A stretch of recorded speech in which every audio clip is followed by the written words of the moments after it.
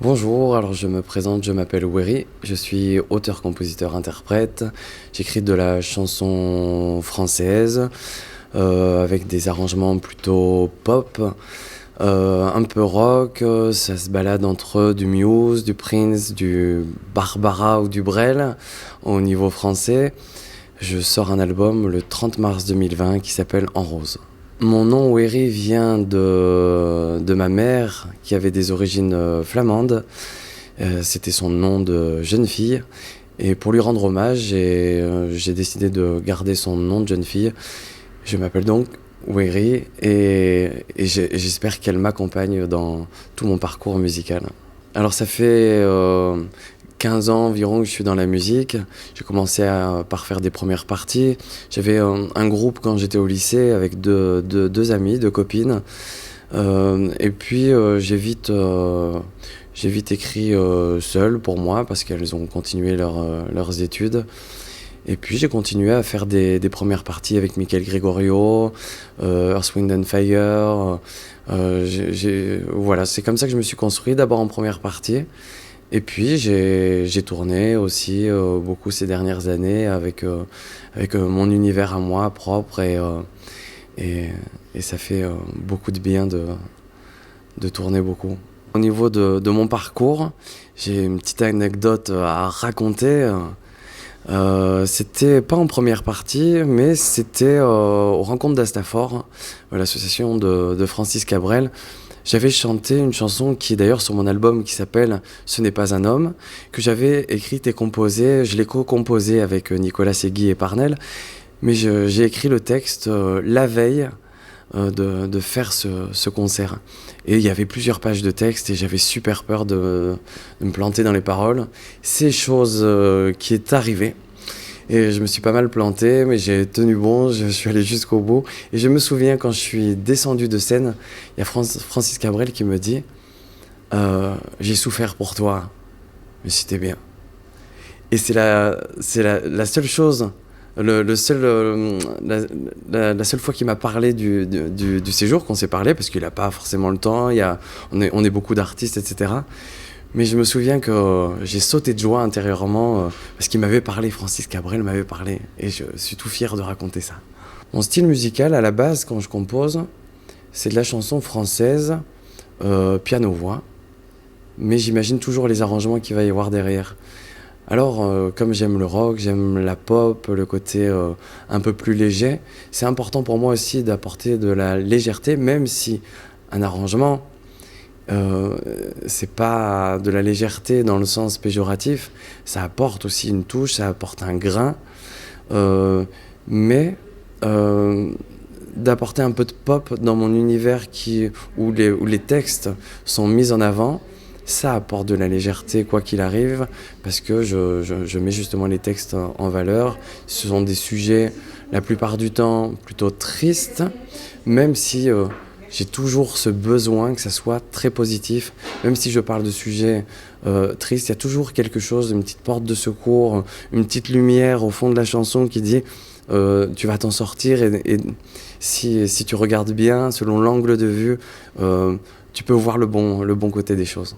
Je viens de sortir le single Il t'offrira des fleurs. Et sur ce titre, je peux dire plein de choses parce qu'à la base, je l'ai écrit quand j'ai vu au journal télévisé le procès, en fait, la décision du procès de Jacqueline Sauvage, comme quoi elle allait être incarcérée. J'ai eu beaucoup de colère, beaucoup de tristesse. Et je pense que, enfin, c'est pas que je pense, ça a été le déclic pour moi pour écrire sur les violences conjugales. Et puis, ça m'a rappelé bien sûr ce que j'ai vécu. J'ai appris à l'âge de 20 ans que j'avais perdu ma mère suite à ce que moi j'appelle de la violence conjugale et qu'il faut absolument prendre en compte comme de la violence conjugale, même si mon père n'a jamais frappé ma mère au quotidien. C'est arrivé une fois, sur un coup de colère. Il a décidé d'en finir avec la vie, il a décidé d'en finir avec ma mère, et il a décidé de projeter la voiture dans le décor et de tuer ma mère avec tous les deux dedans. Et sauf qu'ils ne sont pas décédés de cet accident. Ma mère, quelques années plus tard, a perdu l'usage de ses jambes. Elle a décidé d'en finir avec la vie, elle a décidé de partir. Et Et la violence dans cette histoire, c'est que j'essaie qu'elle ait justice de ce qui s'est passé, parce que c'est de la violence conjugale. Elle, quand elle a décidé de partir, elle a laissé vivre mon père. Il a reconstruit sa vie avec... il a eu 3 enfants en plus de mon grand frère, mon frère jumeau et moi. Il a eu 3 autres enfants, il s'est remarié. Moi, j'ai pu vivre aussi, je suis vivant aujourd'hui, je peux écrire de la musique. Et voilà, donc c'est de la violence de vouloir en finir avec la personne qu'on aime. Ce n'est jamais de l'amour.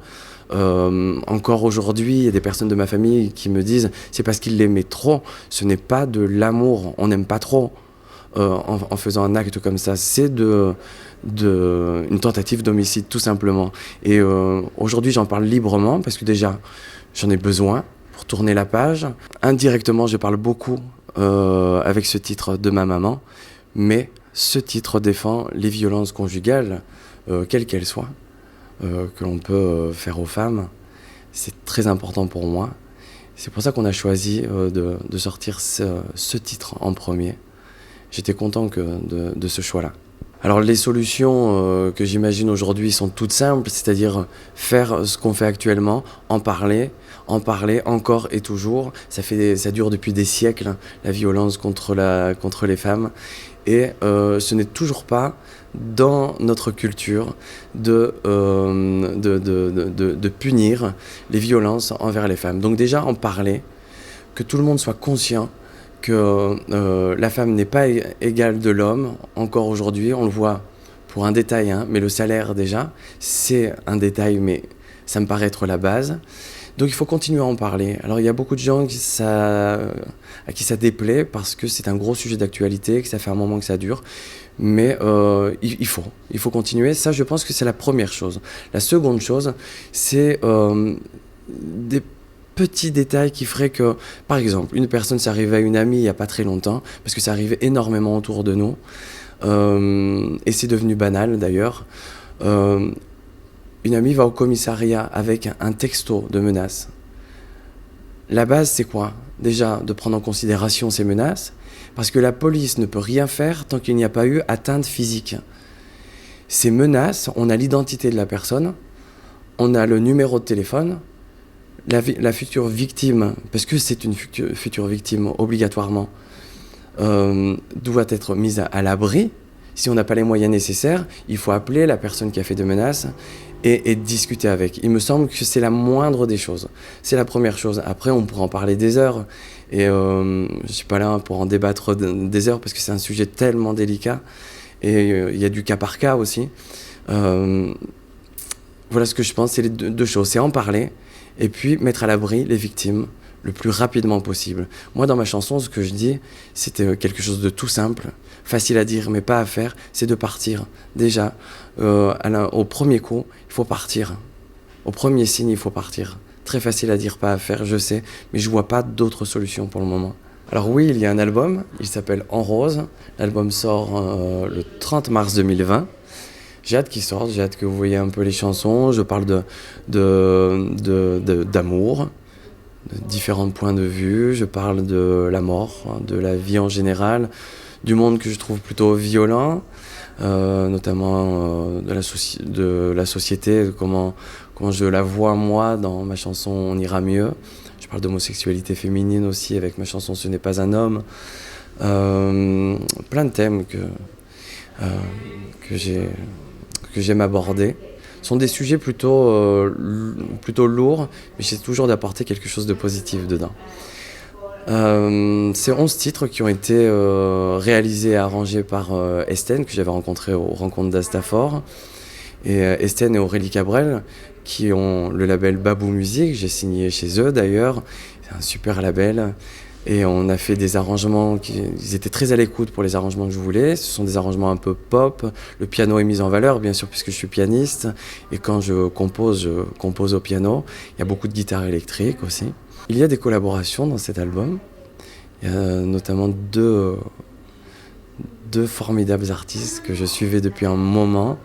Alors il y a Aurélie Cabrel, qui est ma directrice artistique maintenant, alors qu'à la base je l'ai rencontrée pour parler de mon album, pour parler de de plein de choses, et notamment ce duo avec elle qui sort d'ailleurs le 10 mars.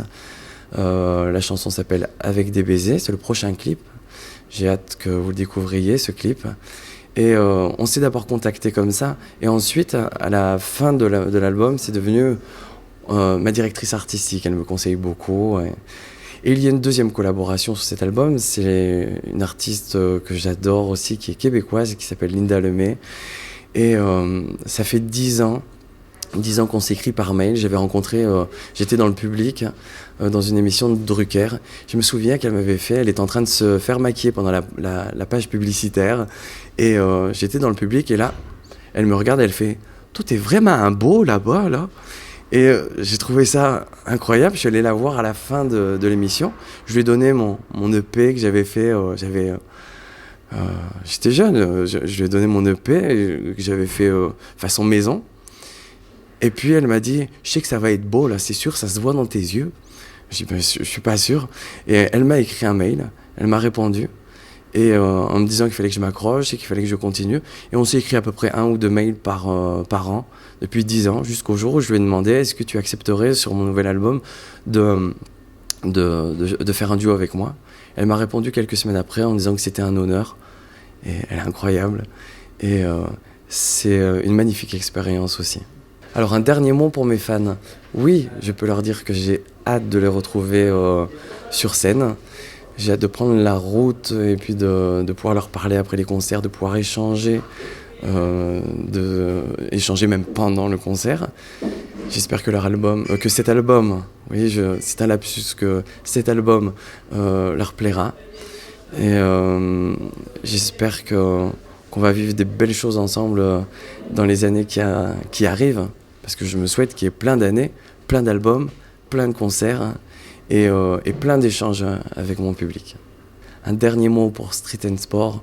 Merci beaucoup de m'avoir fait confiance. Merci de m'avoir invité pour cette interview.